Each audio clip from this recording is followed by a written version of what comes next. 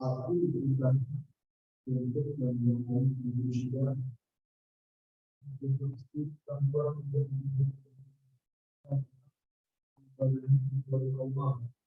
yang memberikan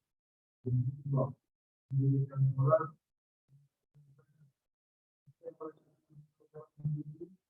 akan memberikan orang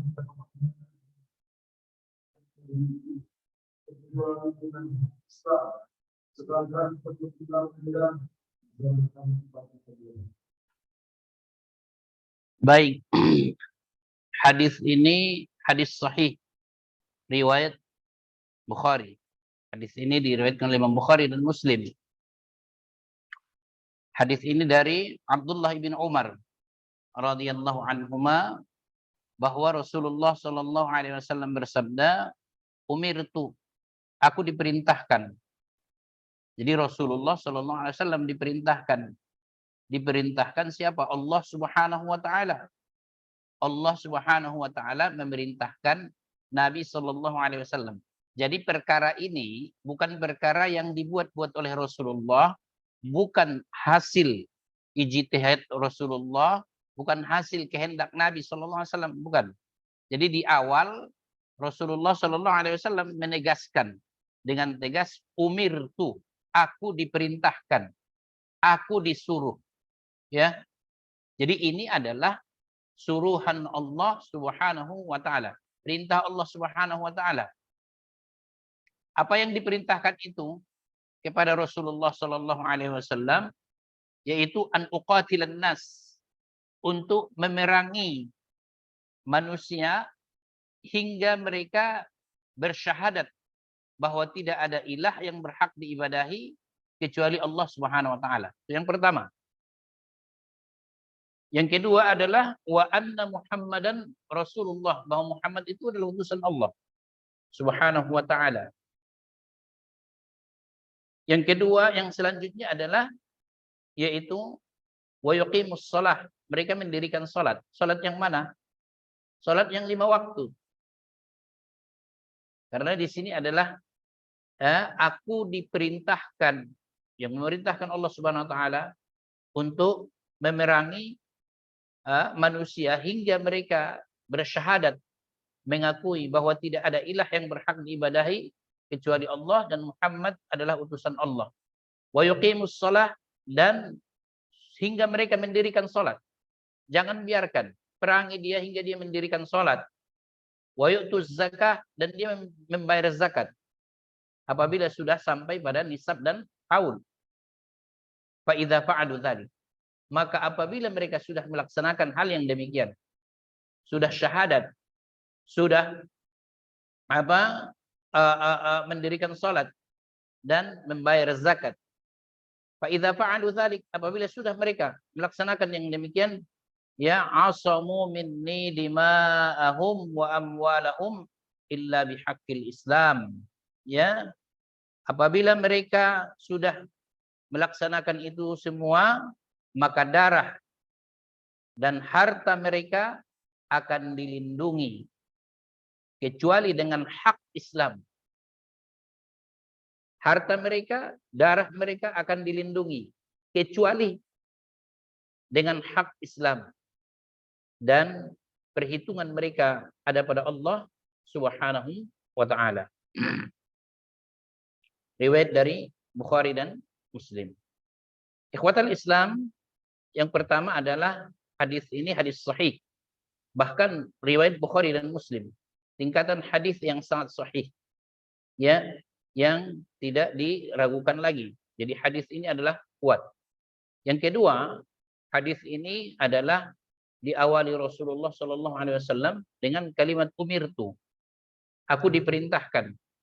Ini menunjukkan bahwa hal ini adalah hal yang penting, yang merupakan hak Allah Subhanahu wa taala. Ya, poin-poin yang merupakan hak Allah Subhanahu wa taala yang disuruh oleh Allah Subhanahu wa taala Nabi sallallahu alaihi wasallam untuk menyampaikannya kepada manusia. Ya. Yang pertama apa yang disuruh itu Nabi sallallahu alaihi wasallam adalah memerangi manusia hingga mereka bersyahadat. Dan begitu. Nah, ikhwatal Islam, Allah Subhanahu wa taala di dalam Al-Qur'an sudah menyampaikan keberadaan manusia di muka bumi ini hanya untuk ibadah, suka atau tidak suka, mau atau tidak mau. Apa Allah Subhanahu wa taala katakan, "Wa ma khalaqatul jinna wal insa illa liya'budun." Aku tidak ciptakan. Aku tidak ciptakan jin dan manusia kecuali untuk ibadah. Jadi redaksinya pun demikian. Aku tidak ciptakan jin dan manusia kecuali untuk ibadah. Jadi artinya adalah hanya untuk ibadah. Itu kalau redaksi yang demikian. Kecuali aku ciptakan jin dan manusia untuk ibadah. Kemungkinan masih ada kemungkinan untuk yang lain. Selain ibadah. Aku ciptakan manusia untuk ibadah. Bisa jadi juga untuk yang lain. Bukan untuk ibadah. Tapi ketika redaksinya di dalam Al-Quran, di dalam tata bahasa Arab yang dinamakan at-takhsis atau al-istithna atau al-istisna wal-itsbat. Wa ma khalaqtul jinna. Jadi ada nafyu dulu. An-nafyu wal-itsbat. Aku tidak ciptakan jin dan manusia. Kecuali. Di sini ada pentakhsisan. Hanya untuk ibadah. Oleh karena itu, hidupnya manusia di muka bumi ini hanya untuk ibadah.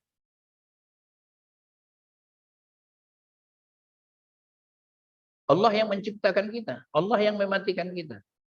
Dan itu hak Allah Subhanahu wa taala. Dalam hal itu, apakah tunduk atau tidak manusia? Nah, Allah Subhanahu wa taala memberikan sanksi. Ini hebat ikhwatal Islam. Hari ini luar biasa. Ya. Ada pakar, profesor 3 hari yang lalu mengatakan sesungguhnya mana hukum Islam itu, hukum Allah itu? Benar nggak ada hukum Allah? Dia profesor doktor. Benarkah ada hukum Allah? Kalau ada hukum Allah, kenapa tidak Allah langsung yang mentahkim manusia, yang menetapkan hukum manusia di dunia ini langsung? Bukankah pelaksanaannya adalah di dunia ini? Jadi ini semakin hancur pikiran. Dan dia muslim, bukan tidak muslim. Muslim. Saya masih ada artikelnya sama saya simpan. Ada nggak hukum Allah? Akhirnya ya banyak menjawab, ada hanya bagi orang-orang yang beriman. Tidak ada bagi orang-orang yang tidak beriman. Selesai sudah. Ada hanya bagi orang-orang yang beriman. Tidak ada bagi orang-orang yang tidak beriman. Kan begitu. Nah ini juga sekilas. Loh ini ada pemaksaan dong. Bukannya ada lakum dinukum waliyadin. Akan begini nanti muncul reaksi pemikiran. Baru pertama melihat ini. Tetapi ketika nanti kita sudah lihat ke belakang, maka benar bahwa Allah Subhanahu wa taala yang menciptakan alam ini semua, menghendaki kebaikan kepada manusia, ya, memberikan kebebasan kepada manusia. Ya. Ikhwatal Islam, Bapak Ibu sekalian, makanya kalimat umirtu ini pun di sini itu sangat penting. Aku diperintahkan. Bahwa ini bukan buatan Nabi sallallahu alaihi wasallam. Bukan ijtihadnya Nabi sallallahu alaihi wasallam. Karena ini hadis. Ya, bukan wahyu, bukan hadis kudusi. Maka Rasulullah SAW mengatakan di awal umirtu, aku diperintahkan.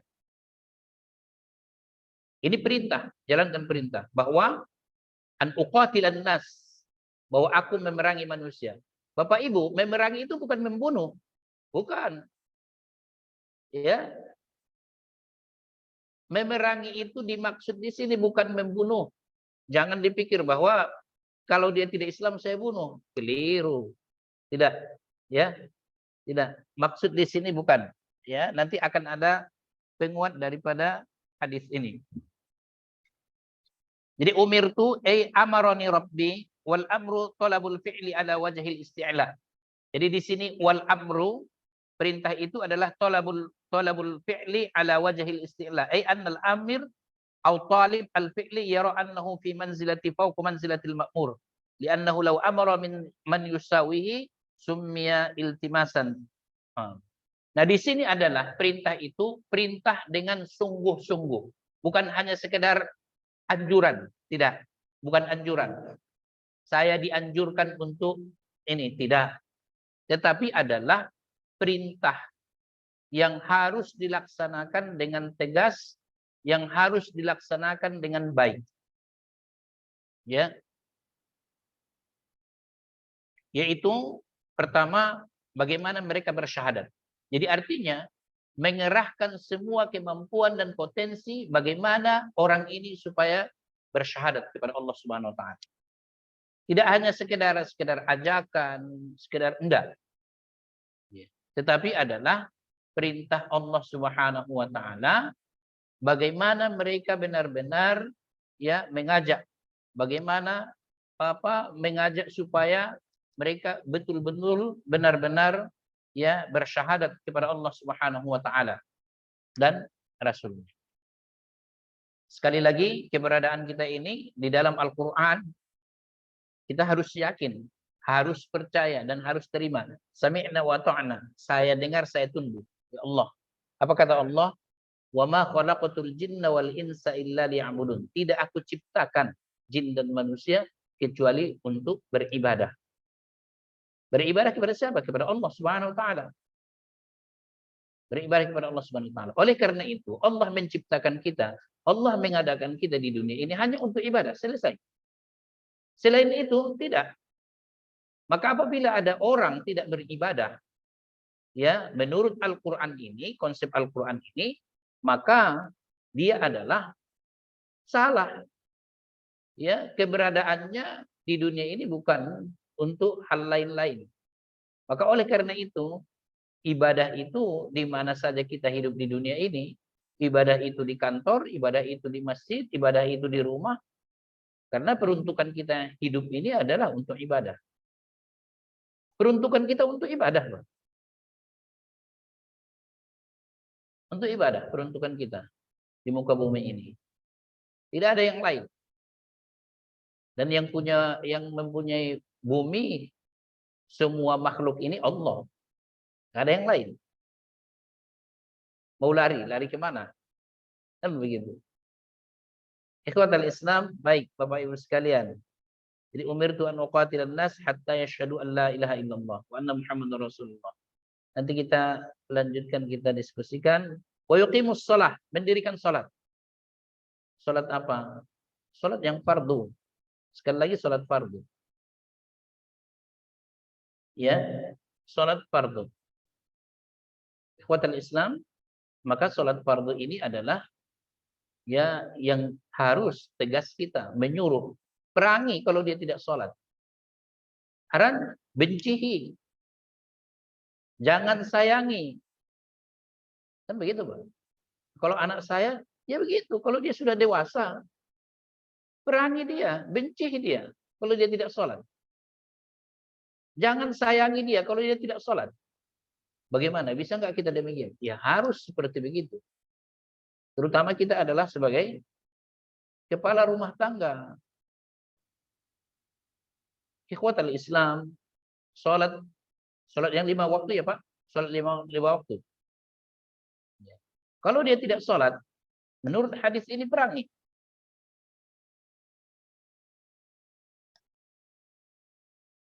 Berikan sanksi. Jangan sayangi. Kalau dia tidak sholat. Apalagi membiarkan tidak sholat. Kalau begitu, salah sajalah kita selama ini. Keliru kita selama ini.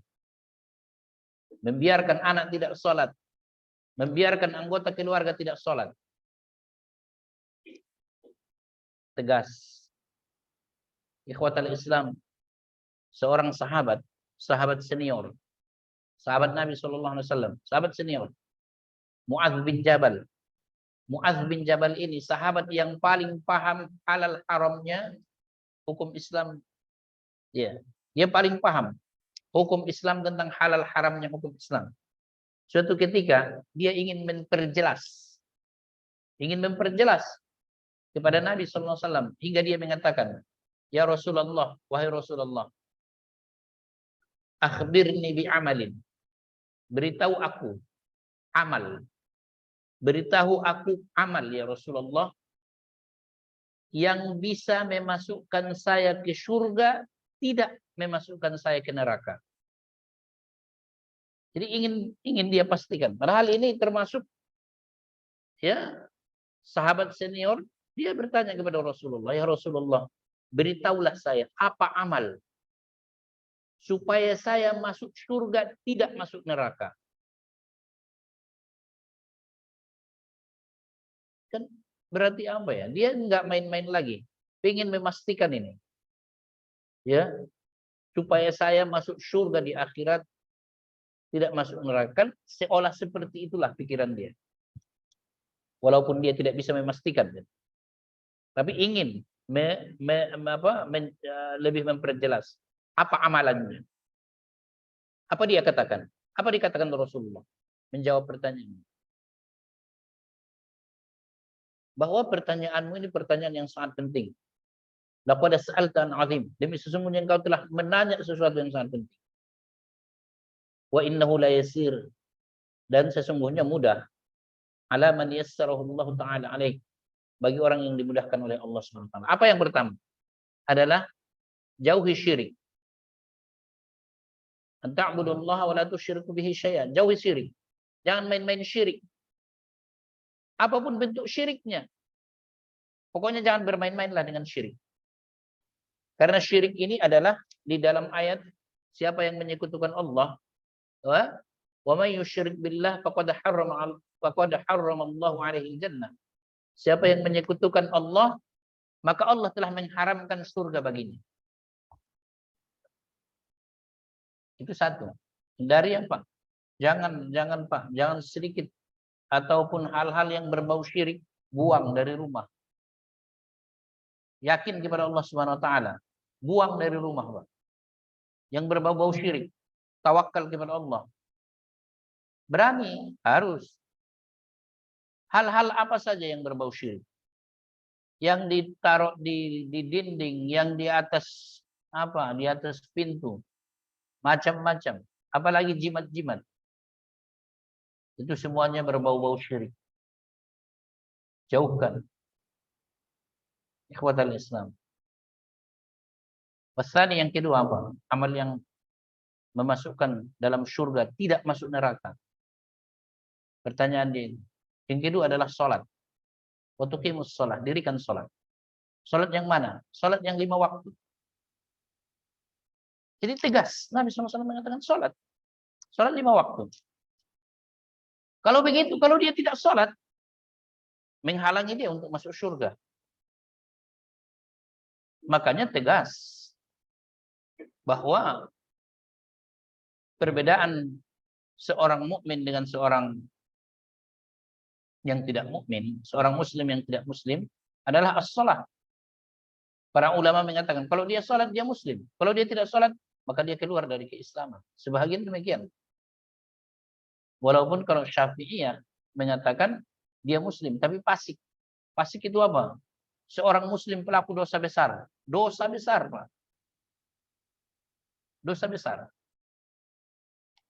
Jadi tegas. Oleh karena itu ikhwatal Islam, maka kita yang sudah memahami akan hal ini jangan memberikan toleransi kepada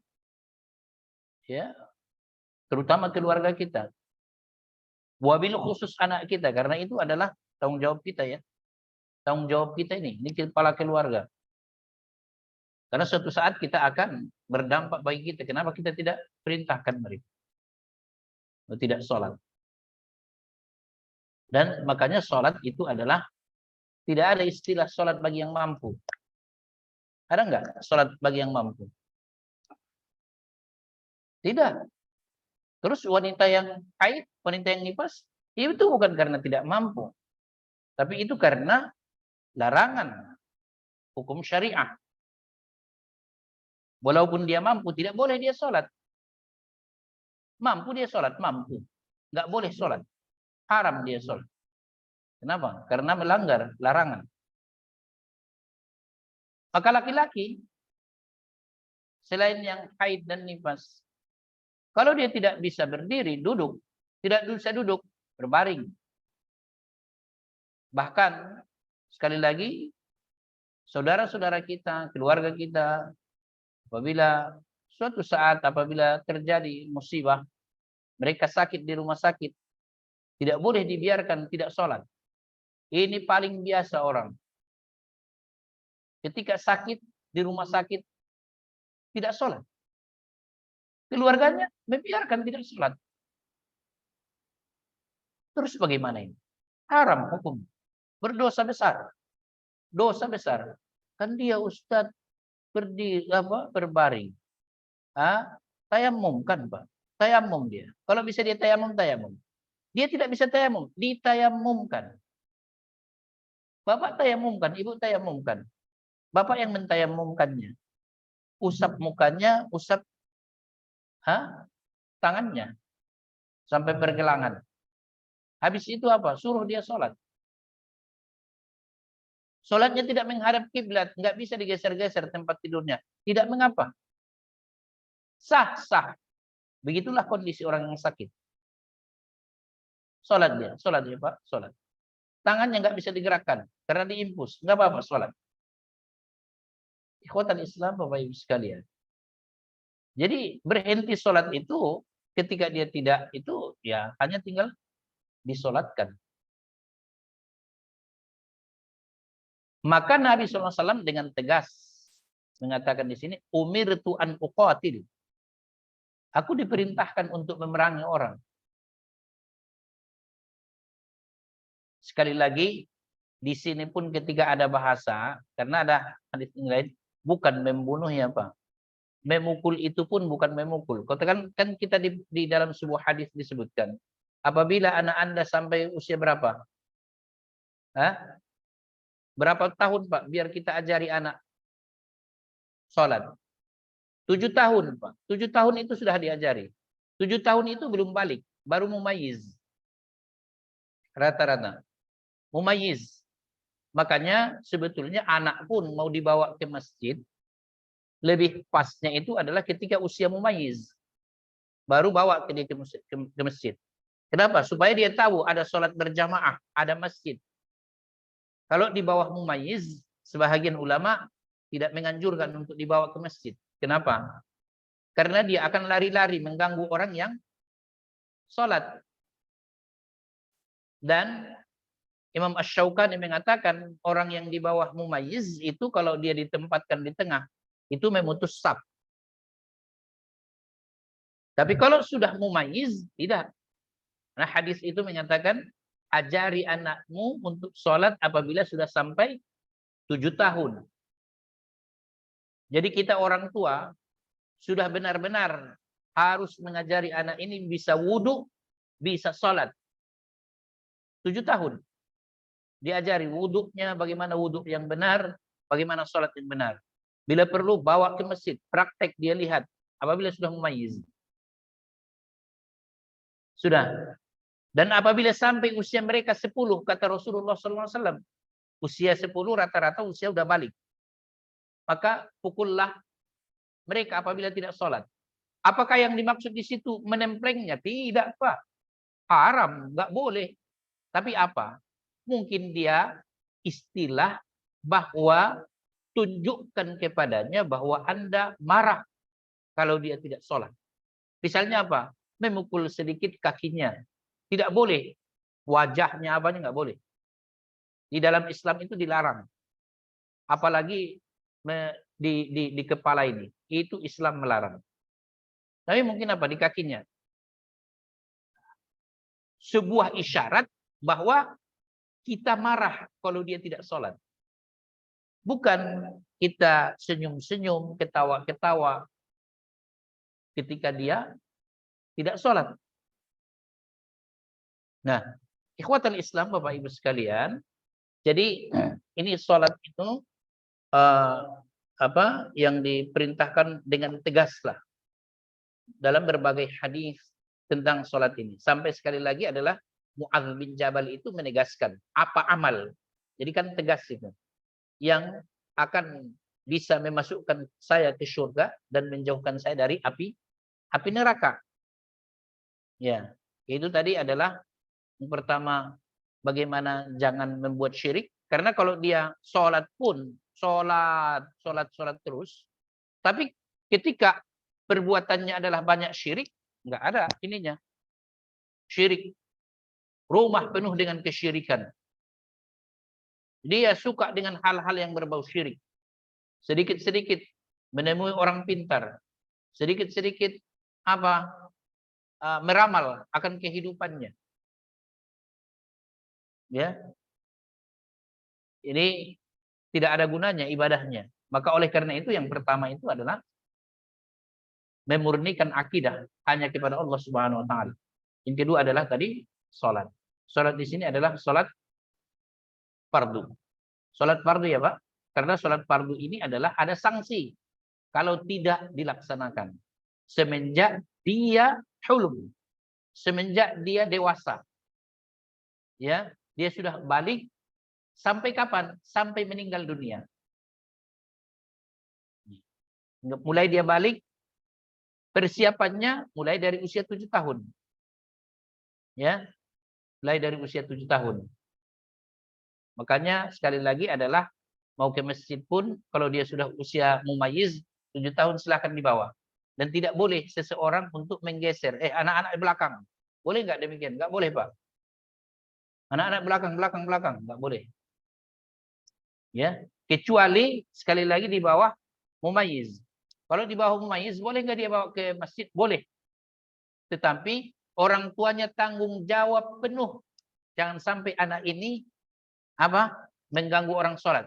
Jangan sampai anak ini memutus saf. Oleh karena itu tidak baik dan tidak boleh sesungguhnya, apalagi Imam Asy-Syaukani mengatakan kalau belum mumayyiz dia tempatkan anaknya di tengah ketika berjamaah. Kenapa? Karena itu memutus saf. Jadi di mana dia? Imam Asy-Syaukani mengatakan si bapak mengambil tempat di pinggir, paling pinggir. Sehingga dia menempatkan anaknya di paling pinggir. Ya, dia menempatkan anaknya di paling pinggir. Jadi keadaannya tidak memutus saf. Tetapi kalau sudah mumayyiz, belum dewasa, boleh dia dulu. Karena dia tidak memutus saf. Loh, kenapa? Karena ini udah mumayyiz, karena perintah tadi mengajari anak untuk sholat. Wallahu a'lam. Itu tentang pendapat para ulama kita. Baik, kembali kepada hadis ini. Sekali lagi saya tegaskan bahwa kita lebih tegaskan di sini terutama masalah sholat. Karena Rasul Amr, ya, kata Rasulullah, perkara semua ini adalah sholat. Perkara keadaan hidup seseorang mukmin itu sholat. Kalau sholatnya baik dan benar, coba Pak perhatikan. Orang yang sholatnya baik dan benar ya Pak, bukan sekedar sholat ya Pak. Makanya ketika Bapak melihat ya kalimat-kalimat perintah sholat, itu adalah iqamatus sholat, mendirikan sholat, bukan mengerjakan sholat. Karena beda Pak. Ya, mengerjakan sholat, mendirikan sholat.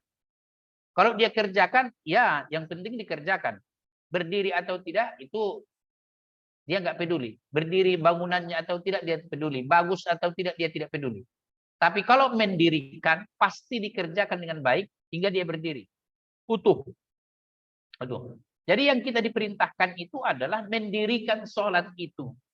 Makanya maknanya mengerjakan sholat baik dan benar. Bagaimana mengerjakan sholat baik dan benar? Karena banyak orang sholat tapi tidak baik dan benar. Ya, Pak. Salah satunya adalah mereka yang menyia-nyiakan waktu. Ini jelas. Menyia-nyiakan waktu. Dan ini pun adalah mereka berdosa.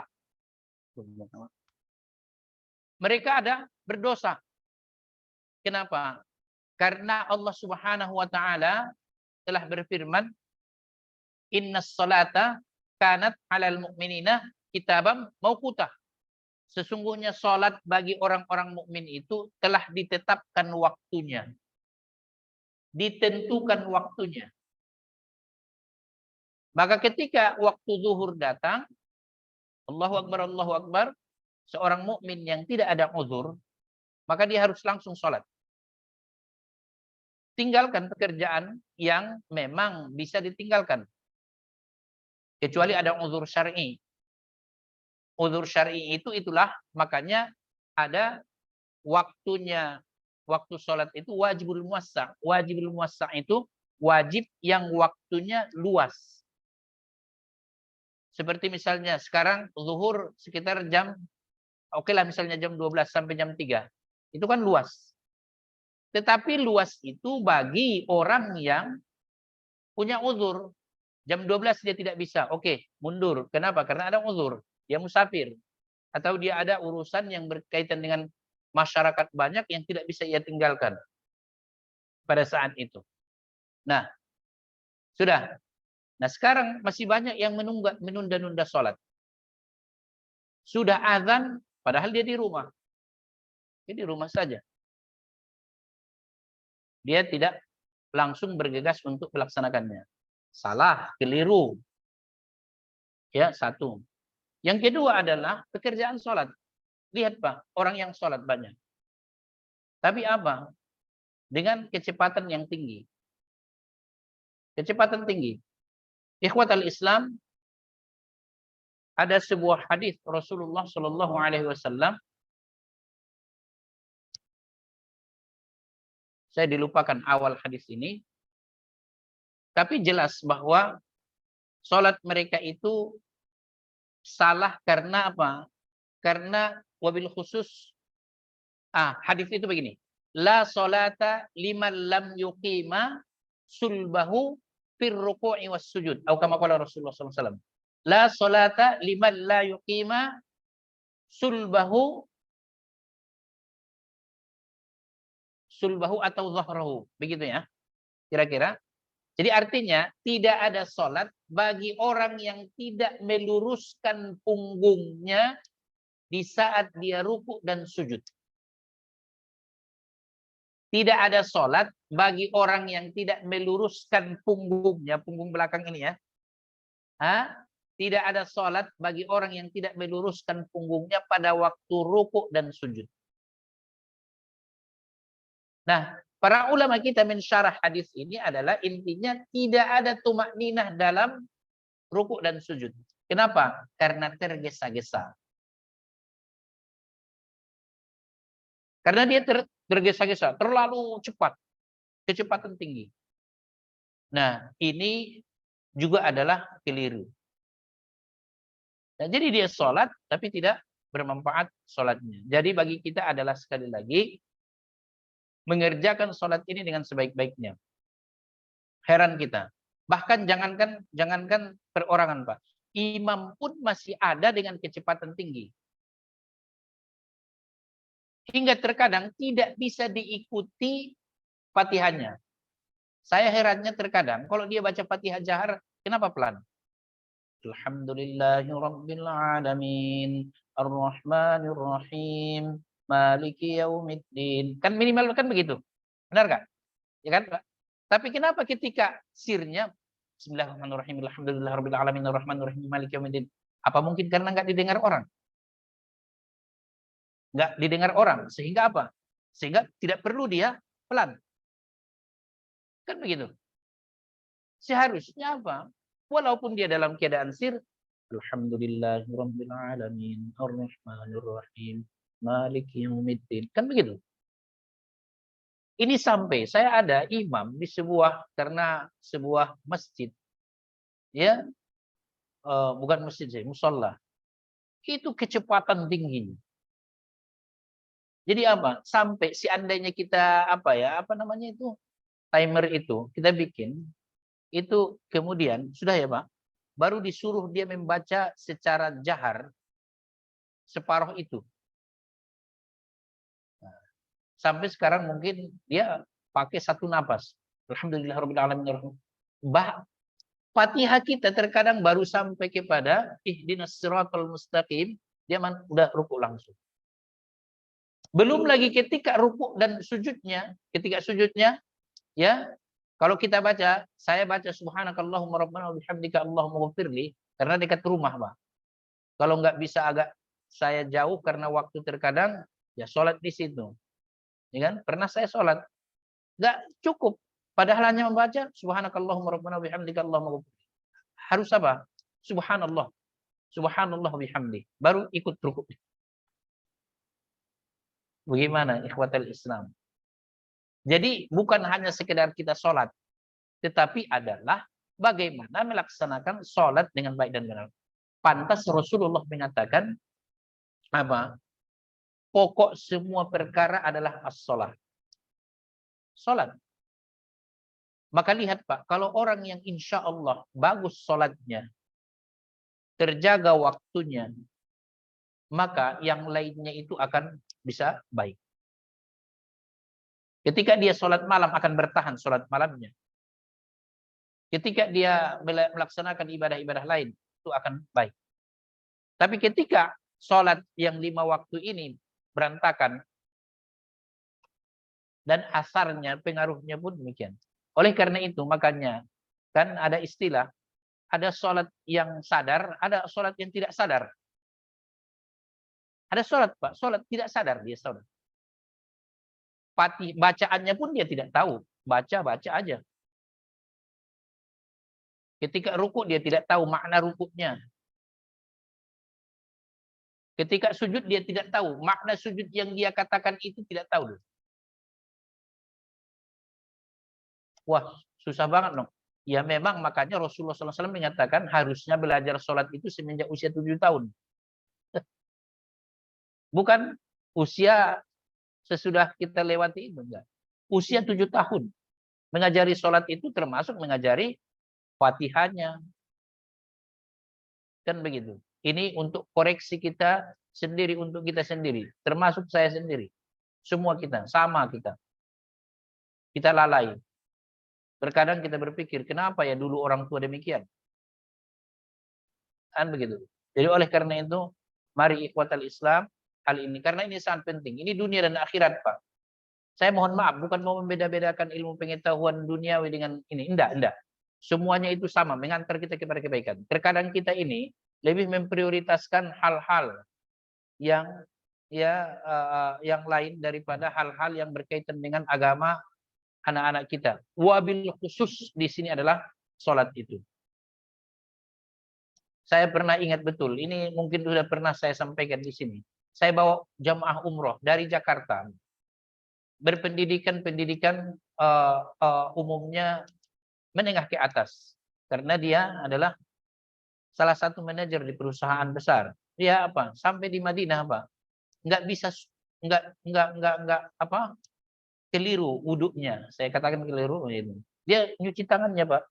Dia begini-begini kayak keran, Pak. Kiri duluan, habis itu kanan lagi. Kasihan, Pak. Kemudian habis itu kan dia, kebetulan saya lihat, dia bilang, ini udah benar kan Ustadz, kata dia. Coba. Ya Allah, saya pikir. Sampai di restoran, kami makan, Bang. Dia datang ke meja saya. Ngobrol lah kami, ngobrol.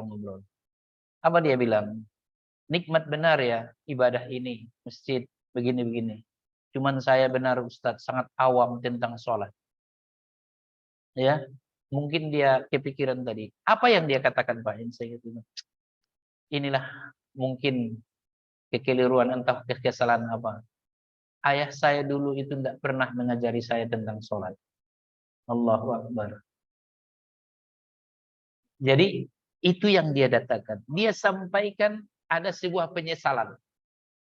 Ayah saya dulu itu enggak mengajari kami sholat.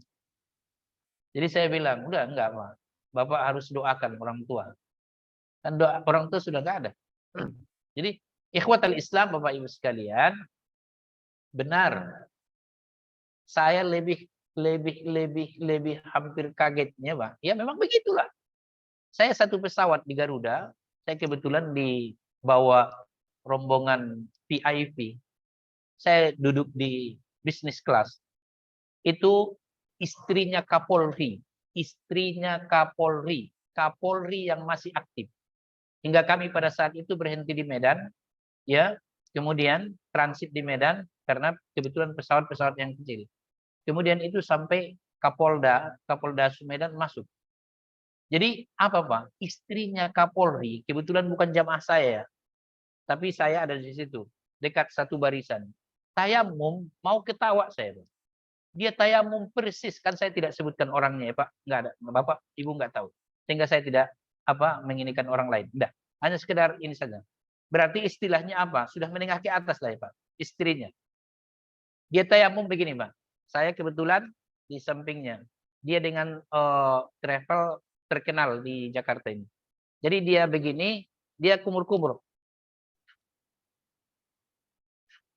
Begitu Pak. Saya benar tanpa saya mengurangi. Saya stop. Ya. Dia persis seperti dia berwudu. Dia sampai mukanya, sampai tangannya, sampai dia begini. Sampai begitu. Keadaan. Ya. Nah, jadi ikhwatal Islam, Bapak Ibu sekalian, kita tidak menginikan menggunjing orang enggak. Saya tidak sebutkan orangnya. Ini sekedar kita adalah untuk membuat sebuah renungan dalam ini kita bahwa memang banyak kekeliruan orang tua dalam hal ini. Padahal Rasulullah sudah mewanti-wanti. 7 tahun ajari. 10 tahun kalau dia tidak laksanakan pukul. Supaya kita paham hadis ini. Ya.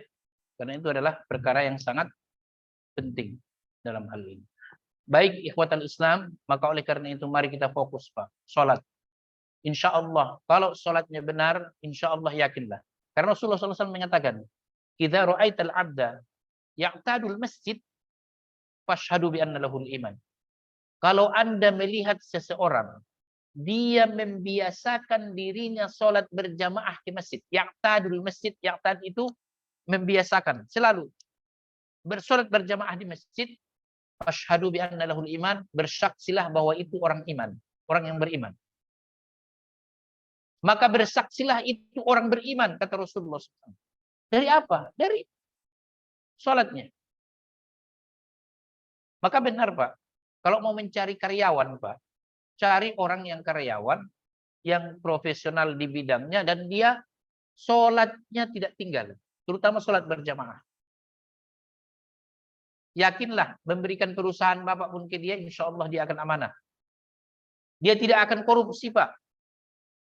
Tapi kalau dia tidak sholat, seperti apapun penjagaan, korupsi tetap korupsi. Bisa jadi, artinya maaf, peluang korupsi lebih besar. Tapi ketika kita insya Allah, ya kalau kita sebagai pimpinan perusahaan ya harus begitu. Zuhur, laki-laki, sholat ke musola. Kalau ada musola masjid. Aman insya Allah. Saya yakin. Karena saya yakin hadis Rasulullah SAW itu. Itu apa? Itu adalah yang akan membuat dia walaupun tidak ada atasannya dia selalu jujur kan hal ini. Baik itu juga terhadap keluarga kita, terhadap anak-anak kita. Saya sampaikan kalau ada orang terkadang, Ustaz, saya sebetulnya ingin menguliahkan kuliah anak saya keluar jauh dari saya, tapi yang saya takut itu dia nanti tidak sholat. Ya udah kalau sudah sampai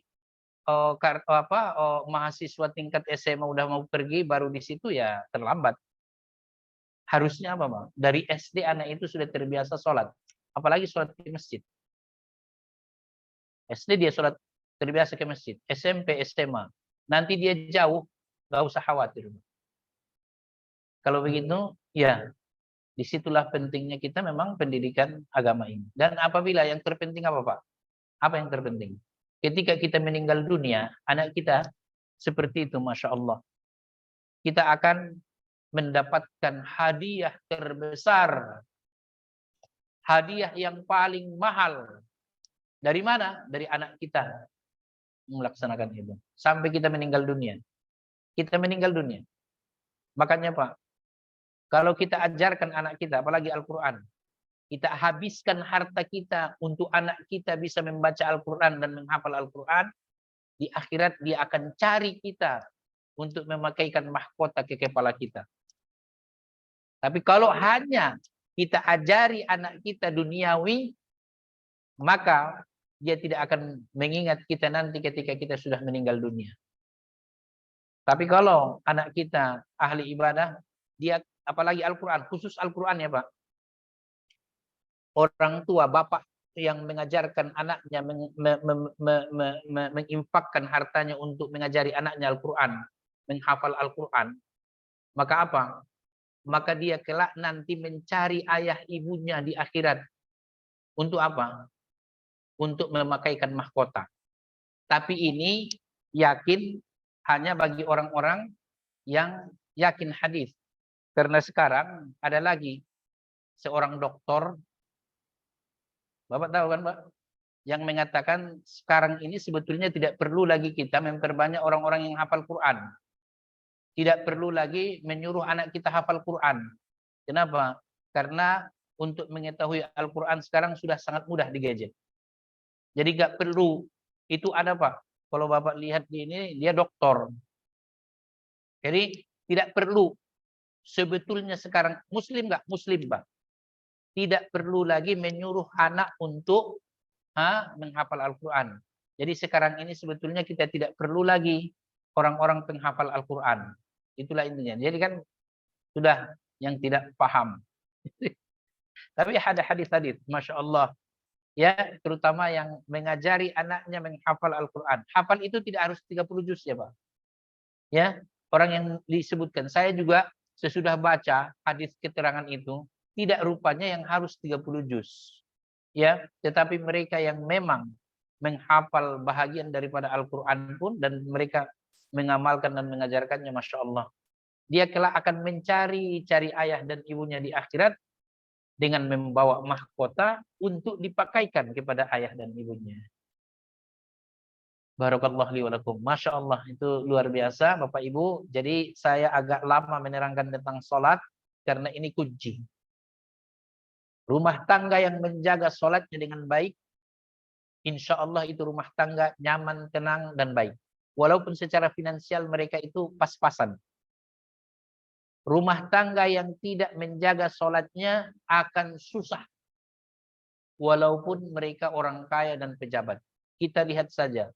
Kalau kita yakin terhadap Al-Quran dan hadis, dan banyak yang menyampaikan hal itu. Jadi, pokok semua perkara adalah as-sholah. Baik, silakan. Kalau ada yang ditanyakan, silakan. Silakan, akhi.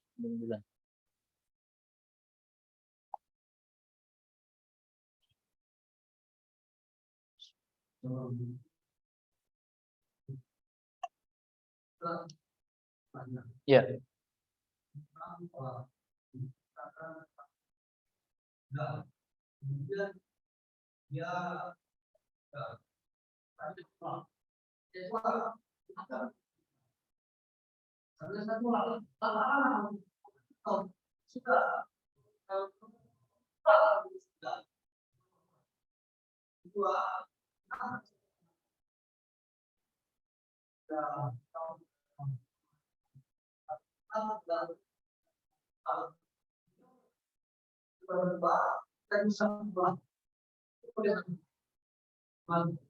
Baik, Bang.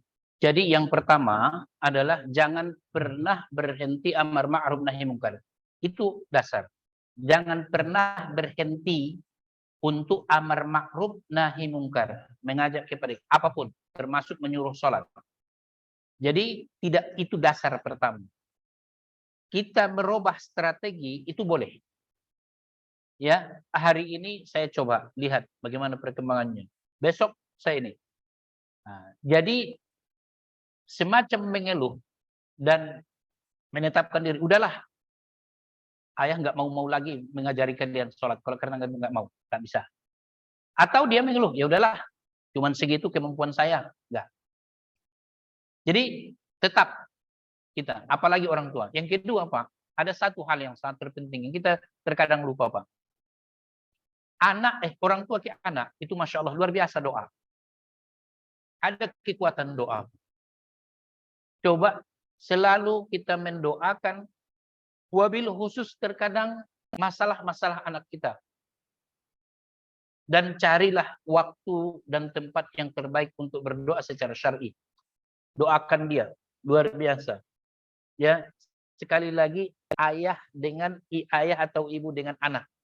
Beda dengan saudara, beda dengan orang lain. Ini yang dua ini, ya. Wabil khusus ayah, ibu kepada anak.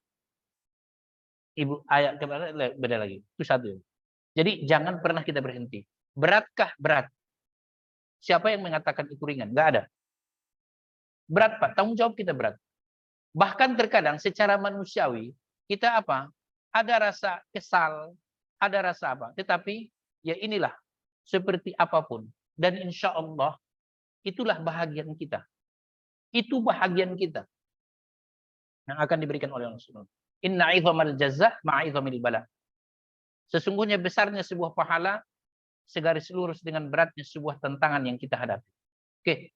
Yang kedua, ikhwatal Islam, saya tidak tahu tentang riwayat yang Bapak sampaikan itu, apa itu hadis atau apa. Saya berlepas dari itu, yang jelas bahwa salat ini rukun Islam yang apabila dilakukan atau tidak dilakukan, berdirinya sebuah keislaman dalam diri seseorang.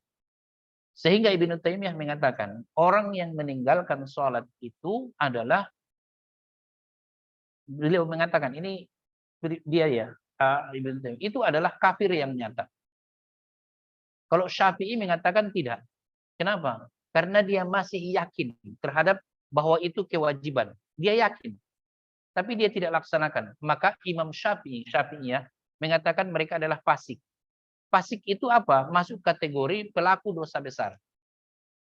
Ya. Nah, dalam keadaan ini kenapa harus sholat? Karena tadi ketika Rasulullah mengatakan, ketahuilah bahwa sesungguhnya ya pokok semua perkara itu adalah ada di sholatnya. Karena ini adalah amaliyahnya. Tetapi tentunya harus tadi diawali dengan jauhkan diri daripada kesyirikan. Ya, karena ketika sholatnya pun baik, ketika dia berbuat kesyirikan, maka mari akhi kita berjuang sama. Ya, anak-anak kita, yang namanya anak-anak ya Pak. Itu adalah bahagian diri kita semua. Bahagian kita yang untuk mengajak mereka. Apalagi subuh. Ayo, nah inginnya kita apa? Sebelum azan itu mereka sudah bangun. Kan begitu. Tapi perjuangan. Namanya anak-anak seperti begitu kan maunya masih tidur terus. Tapi terus kita berjuang. Dan itu bahagian dari kita. Liyakuna lana hamdun. Supaya ada bagian kita insya Allah. Ya. Benar. Sekarang Rasulullah mengatakan itu. Wala anta ya Rasulullah. Rasulullah mengatakan. Bukan karena ibadah. Masuk surga. Sampai sahabat mengatakan. Wala anta ya Rasulullah. Dan engkau juga ya Rasulullah. Iya. Illa ayyatagammadani Allahu birahmatihil wasi'ah. Allah memberikan rahmatnya yang luas. Tetapi kita ini ada aturan yang dibuat oleh Allah Subhanahu wa taala yang harus kita laksanakan. Kalau aturan ini dia tidak laksanakan, ada sanksi. Dan sanksi itu jelas. Baik, ada lagi silakan Pak. Silakan Pak. Terus satu lagi. Bisa nama.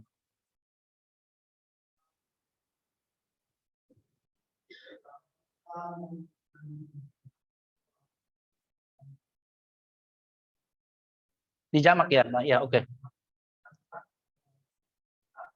Jamak terakhir.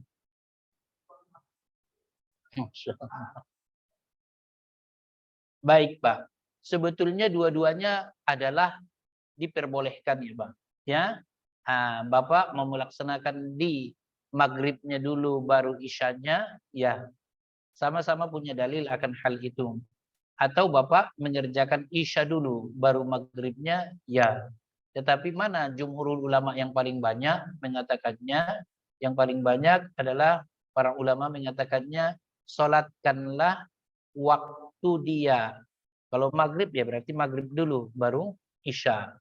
Nah, kan begitu. Nah, jadi maghrib dulu. Nah, Bapak tadi jamak takhir. Jamak takhir berarti awalnya maghrib, maghrib Bapak baru isya. Tetapi ketika Bapak berjamaah, kan isya nih. Tadi kan perjalanan dari bandara, kan macet total. Nggak bisa minggir. Maka maghrib ini dijamakkan ke isya. Sampai di Duren Sawit, di masjid kita ini, sudah masuk waktu isya. Misalnya kan, masuk waktu isya. Nah, kan sudah berjamaah. Berjamaah. Nah, Bapak ikut berjamaah isya. Jangan sholat maghrib. Sesudah selesai, Assalamualaikum warahmatullahi wabarakatuh, Assalamualaikum warahmatullahi wabarakatuh, baru Bapak berdiri untuk sholat maghrib. Untuk sholat maghrib. Ya. Tapi kalau misalnya Bapak di perjalanan, ya isya dengan maghrib. Nah, Bapak tarik maghribnya ke isya. Jamak takhir. Sampai di isya, mana yang duluan Bapak laksanakan? Silahkan maghrib duluan, baru isya. Tetapi dua-duanya itu punya argumentasi untuk isi, punya dalil. Silahkan ya, Pak. Maghrib dulu atau isya dulu atau maghrib. Kecuali kalau misalnya seperti misalnya kita sampai di sini sudah ada isya dan berjamaah, ikut berjamaah isya. Kan berarti isya duluan. Nah, baru habis itu berdiri Bapak. Assalamualaikum warahmatullahi wabarakatuh, Assalamualaikum warahmatullahi wabarakatuh. Kemudian berdiri, kemudian baru melaksanakan sholat maghribnya. Bapak ikut sholat berjamaahnya dan Bapak kemudian langsung menjamak maghrib. Wallahu a'lam bishawab. Barakallahu li wa lakum. Subhanakallahumma wa bihamdika asyhadu an la ilaha illa anta astaghfiruka wa atubu ilaik. Wassalamualaikum warahmatullahi wabarakatuh.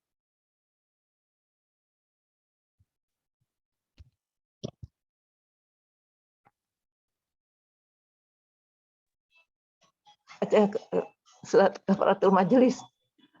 Kalau enggak nanti, OR-nya mana? Masuk Bu, suaranya. Udah habis. Enggak, baca kafaratul masjid.